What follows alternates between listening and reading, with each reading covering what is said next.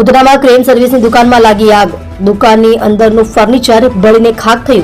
દુકાન બંધ હોવાના કારણે સદનસીબે જાનહાનિ ટળી.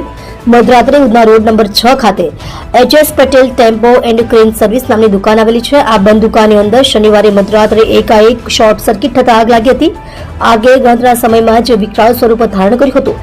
ફાયર વિભાગે પાણીનો મારો ચલાવી આગ ઉપર કાબુ મેળવ્યો. જોડાઈ રહો નવા સમાચાર જોવા આજ કી પુકાર ન્યૂઝ ચેનલની સાથે ડાયરેક્ટર ચિરાગ દરજી સાથે.